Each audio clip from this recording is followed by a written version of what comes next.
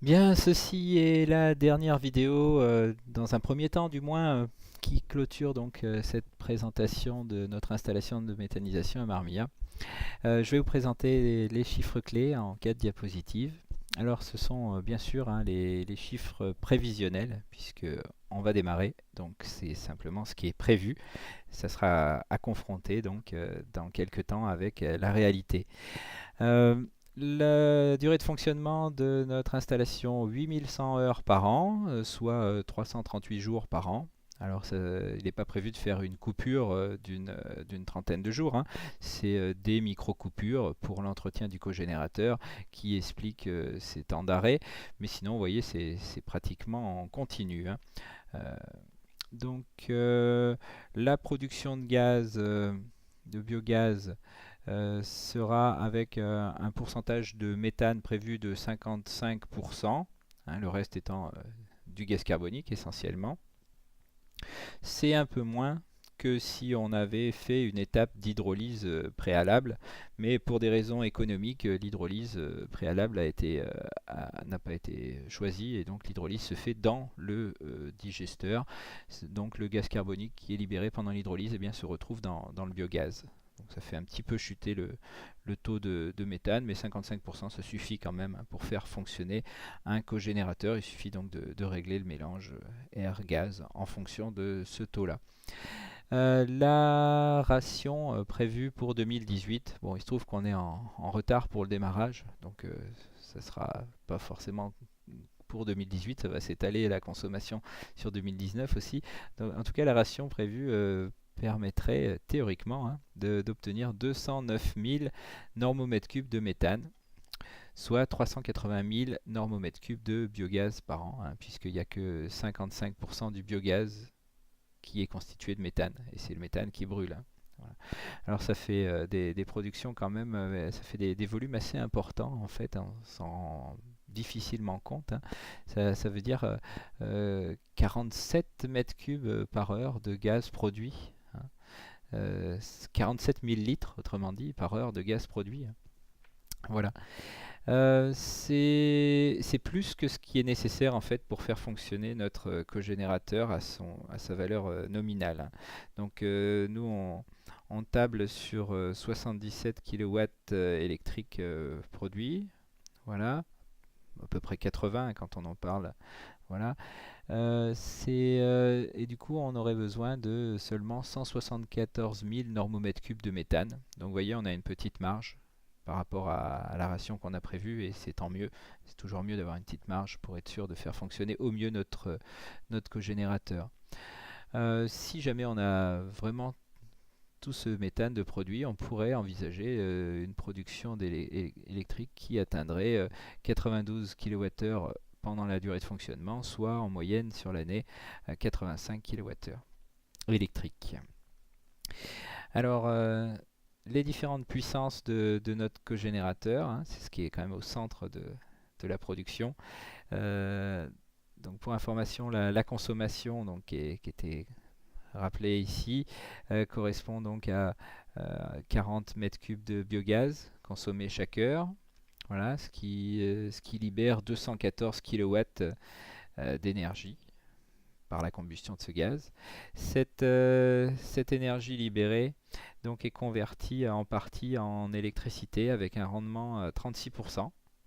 Donc on espère produire du coup 77 kW en puissance électrique.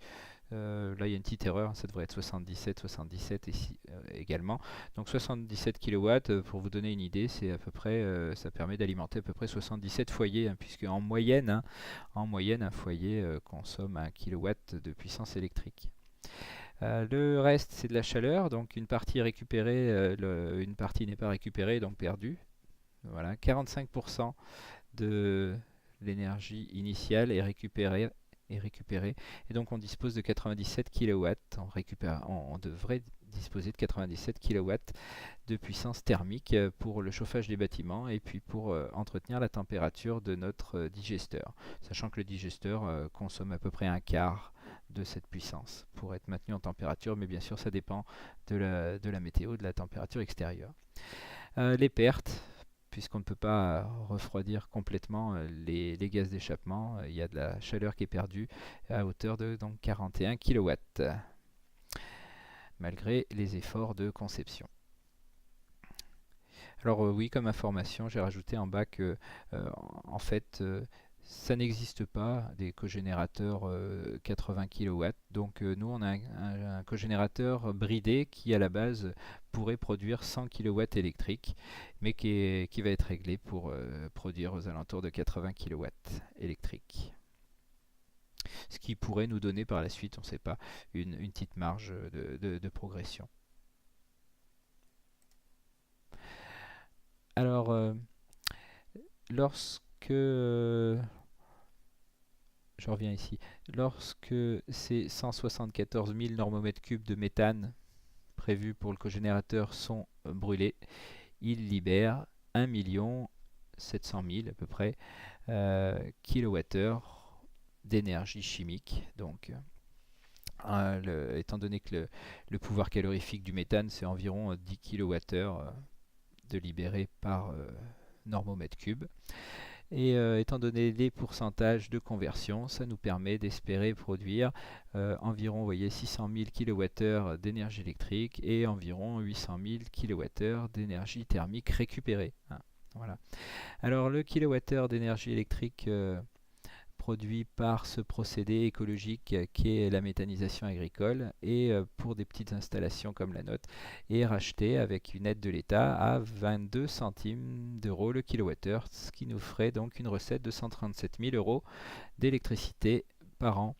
La chaleur produite, une partie seulement, est utilisée pour le chauffage des bâtiments, puisque l'été, eh bien, on n'a pas de bâtiment à chauffer, donc on va étudier ce qu'on peut faire pendant l'été pour valoriser cette chaleur. On pense à peut-être sécher du grain, voilà, on verra. Voilà. Toujours est-il qu'en l'état actuel, les économies de chauffage prévues pour les bâtiments de la ferme, les ateliers, les salles de cours attenantes seraient d'environ 15 000 euros par an. Voilà. Donc là, ici, je rappelle qu'effectivement, il nous reste pas mal de chaleur qu'on pourra envisager de valoriser. Et puis, voilà, ça c'est le nombre de kilowattheures perdus sous forme thermique. Enfin, l'aspect financier. Alors, on a commencé à en parler. Les recettes électriques, les recettes de vente d'électricité et d'économie de chauffage, ça représente 52 000 euros par an. Mais il ne faut pas s'arrêter à ça, puisqu'on tire d'autres avantages de la présence de cette installation de méthanisation, des avantages qui sont pour le moment pas encore chiffrés. Les économies d'engrais, puisque le digestat contient encore toutes les substances nutritives, on va pouvoir l'apporter au bon moment aux plantes, donc on peut espérer faire des économies d'engrais via l'utilisation de notre digestat, qui ne sont pas chiffrés, qui ne sont pas comptabilisés ici. Le traitement de nos fumiers, hein, puisque avant, c'est pas très agréable d'avoir les odeurs de fumier en permanence. Là, le digestat solide, quasiment inodore, donc diminution des composés organiques volatiles, c'est plus de confort. Peut-être qu'on aura des recettes si on conclut des contrats pour enlever certains déchets organiques à des organismes aux alentours qui souhaiteraient les faire traiter dans notre méthaniseur. Et puis on a un outil pédagogique qu'on n'avait pas avant et on est un lycée, donc c'est un bel outil pour illustrer les énergies renouvelables à toutes nos filières. En charge de fonctionnement, alors les plus grosses charges c'est l'entretien, puisque le cogénérateur fonctionne en permanence, donc ça coûte assez cher d'entretien. Les pompes également. Pompe, broyeur, moteur, capteur. Bon, capteur, on n'espère pas trop, mais pompe, broyeur, moteur, c'est très sollicité et du coup, il va y avoir besoin de pas mal d'entretien, des pièces à changer, peut-être des pompes, peut-être directement à changer au bout de quelques années, des moteurs. Voilà, de la main-d'œuvre, des frais d'utilisation du matériel pour produire les cultures. Ouais, c'est mal écrit, intermédiaires, les cultures énergétiques. Donc c'est-à-dire nous on fait du seigle, du moa, on essaye plusieurs choses. Pour le moment on n'a pas encore trouvé exactement ce qui allait bien avec notre climat comme culture énergétique, mais ça coûte en tout cas de les produire. Pour le moment on n'a pas des très bons rendements, donc c'est pas très rentable. On étudie la question. Voilà. Il y a les assurances à payer, les analyses biologiques pour vérifier qu'il n'y a pas de dérive de la biologie des micro-organismes à l'intérieur du digesteur. À peu près 75 000 euros de charges par an. Vous aurez fait le calcul, l'excédent brut d'exploitation prévu est de 77 000 euros par an. Alors il faut le confronter à l'investissement. Un investissement, quand on regarde les valeurs globales, c'est 2 millions d'euros qui ont été investis par la région. Mais les 2 millions d'euros, ça ne serait pas le montant qu'aurait dû investir un agriculteur qui voudrait avoir la même installation. Et donc là, quand je fais mon calcul, pour que pour que ça parle au monde agricole, il faut se mettre euh, dans les conditions qu'aurait eu un exploitant agricole. Donc déjà, il n'aurait pas eu à payer la TVA, donc 330 000 euros de moins. Voilà. Et puis, étant donné qu'on est dans un lycée, nous, on a dû tout clôturer pour des raisons de sécurité. Et par la même occasion, la région nous a payé des voiries qui n'étaient pas forcément nécessaires pour, euh, pour un cadre hors établissement scolaire. Donc il y a eu 250 000 euros également de budget alloué à ceci. Et j'ai enlevé les 100 000 euros à peu près de fondations spéciales qui sont dues au fait qu'on a un sol vraiment pas très porteur qui nous a nécessité des fondations spéciales à hauteur de 100 000 euros. Donc dans pas mal de cas, elles n'auraient pas été nécessaires. On peut estimer que 1 350 000 euros, du coup, ça serait le prix de l'installation si on devait le reporter chez un agriculteur. Et puis un agriculteur, il aurait eu également les aides que nous n'avons pas eu puisque c'est la région qui finance et la région ne peut pas prétendre aux aides de l'ADEME. Donc environ un quart du montant aurait sans doute été financé par des aides. Donc du coup, ça change un peu la donne. Voilà, ça aurait fait 1 million à peu près. Alors, dans notre cas, nous, donc si on fait le calcul du retour sur investissement sur les 1 350 000 euros, ça nous fait 17 ans et demi, ce qui n'est pas très bon. La plupart des gens se lancent dans la méthanisation avec des espoirs de retour sur investissement aux alentours d'une dizaine d'années. Alors si on se met à la place d'un agriculteur qui aurait eu les 300 000 euros d'aide de l'ADEME, ça fait tomber le retour sur investissement à 13 ans et demi. Voilà, ce qui est un peu plus correct. Alors nous, bien sûr, on souffre du fait qu'on s'est lancé dans quelque chose qui est encore un prototype, hein. C'est une technique toute nouvelle. C'est la première fois qu'une méthode piston se fait à si petite échelle. Donc on a payé un peu aussi le développement de tout ça. Voilà. J'espère que ces vidéos vous auront intéressé. Et donc je vous propose de trouver plus d'informations en allant sur notre site méthanisation-marmilla.fr.